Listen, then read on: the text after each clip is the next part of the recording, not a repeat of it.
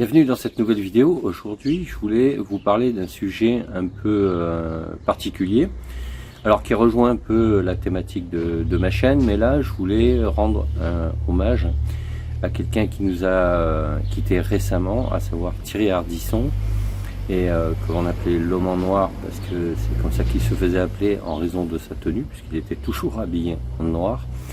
Et pourquoi je voulais rendre un hommage à ce créateur hors pair, c'est parce que justement, en termes de création de contenu, il a quasiment tout inventé avant l'heure et l'ère donc des réseaux sociaux. Donc, alors ici, je ne vais pas vous parler de toutes ces émissions, mais moi j'en ai retenu 3 parce que c'est celles que j'ai principalement regardées, parce que c'était dans les années 90, donc bien avant Internet et les réseaux sociaux, à savoir Lunettes Noires pour Nuit Blanche et Paris Dernière et Tout le monde en parle, pour l'émission qui l'a rendu particulièrement connue, quoi. Et donc aujourd'hui je vais vous expliquer pourquoi il a créé tous les types de formats qu'on retrouve aujourd'hui sur les réseaux sociaux avant tout le monde. Donc si on prend la première que j'ai retenue, à savoir Lunettes Noires pour Nuit Blanche, en fait, c'est un format qui correspond au format du podcast qu'on retrouve aujourd'hui sur YouTube et tous les autres réseaux. Et lui, il avait créé ça bien avant, parce que alors il existait des émissions de télévision, en sachant que Thierry Ardisson, c'est quelqu'un qui venait de la publicité. Donc c'est pour ça que dans le titre de la vidéo, je le compare à Mad Men, au Mad Men de la série américaine, l'excellentissime série Mad Men, parce qu'il me fait penser au personnage principal de la série. D'ailleurs, je vous invite à aller la voir sur Arte, elle est en accès libre si ça vous intéresse, si vous l'avez jamais vue. Après, bon, ça plaît ou ça plaît pas, mais voilà, moi, ce genre de série, c'est ce que j'adore particulièrement. Entre autres, hein, parce que bon, voilà, il y a d'autres catégories de séries que j'aime bien aussi, mais celle-ci, je trouve qu'elle est pas mal. Et donc le personnage principal, qui travaille dans une agence de publicité aux États-Unis dans les années 60-70, en fait, me fait penser à Ardisson. Alors aussi bien sur le plan presque physique, mais surtout sur le personnage, quoi, parce que Ardisson, il travaille dans la pub. Et donc il a inventé des slogans qui sont devenus cultes par la suite, à l'époque où la publicité, c'était de la publicité digne de ce nom, avec des moyens, avec de la créativité, avec du storytelling, etc. etc. Et voilà, il avait ce côté donc très créatif déjà à la base, quoi. Donc ça c'est pour son parcours à ses tout débuts.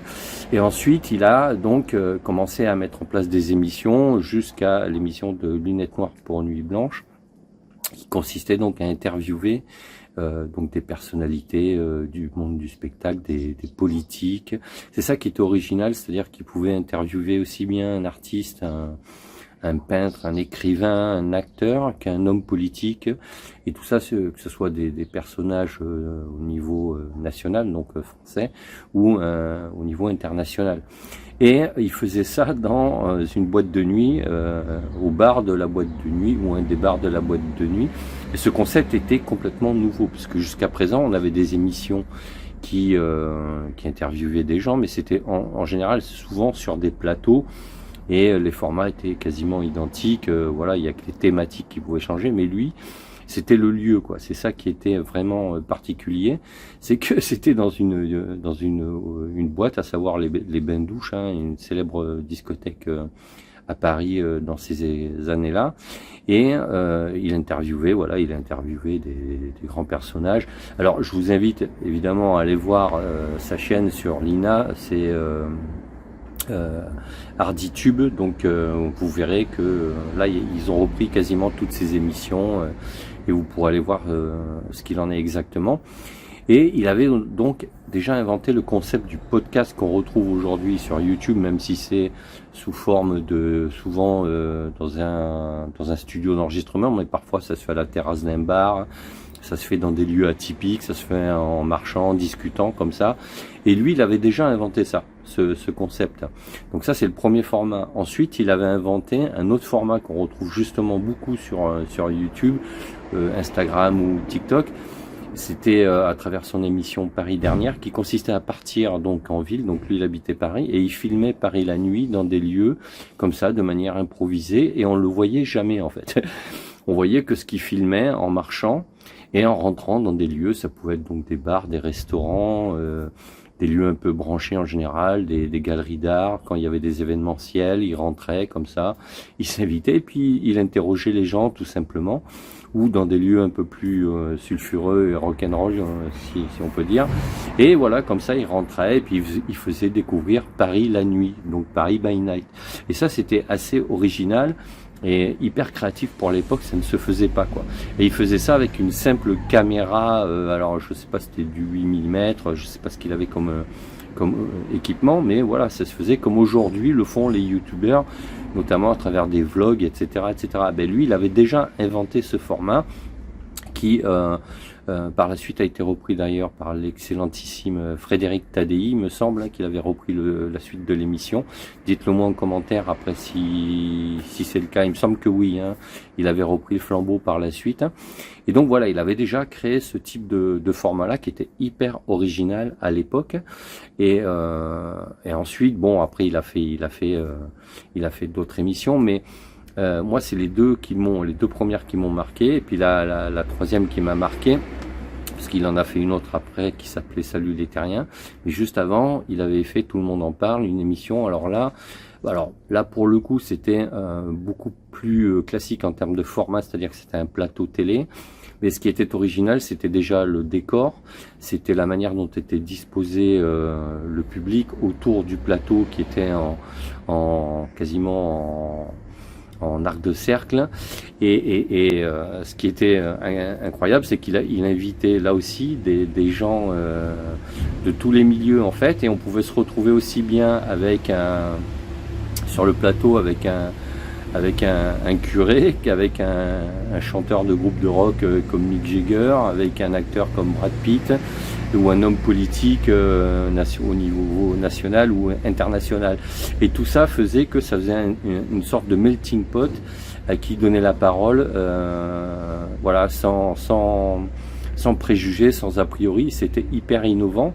Et cette émission, elle était hyper rythmée par des samples de musique, puisqu'il avait une espèce d'orgue, un clavier quoi, sur lequel il envoyait des jingles de musique à chaque fois qu'il y a un invité qui arrivait, ou à chaque fois qu'il partait, ou à chaque fois qu'il voulait lancer un enregistrement ou une vidéo. Et là, il avait un sampler, et c'était hyper original pour l'époque quoi. Et en plus, ce qu'il a créé d'hyper original, c'était donc les interviews formatées. C'est-à-dire qu'il avait des interviews que personne n'avait jamais fait auparavant. Il prenait une thématique. Alors, je ne vais pas vous donner des exemples parce que là, il y en a tellement que j'en ai pas en tête. Quand un invité arrivait, il l'interviewait. Quand il avait fini, il y a un autre invité qui arrivait, il l'interviewait, et le plateau se remplissait comme ça tout au fil de l'émission. Et ce qui fait qu'on se retrouvait avec une palette d'invités comme ça, sur lequel on apprenait des choses hyper intéressantes, et ça se faisait souvent. Alors des fois il y avait des clashs évidemment, mais ça allait vraiment pas très loin quoi. Il y en a pas eu tant que ça finalement quand on regarde le nombre d'émissions quoi. En général, ça se passait toujours assez bien. Alors évidemment, il a aussi inventé.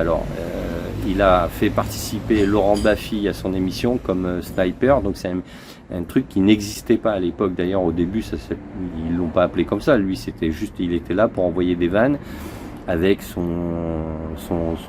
sa rapidité d'esprit. Et en fait, voilà, c'est devenu ce qu'on a appelé après un sniper sur un plateau, c'est-à-dire quelqu'un qui envoie des vannes.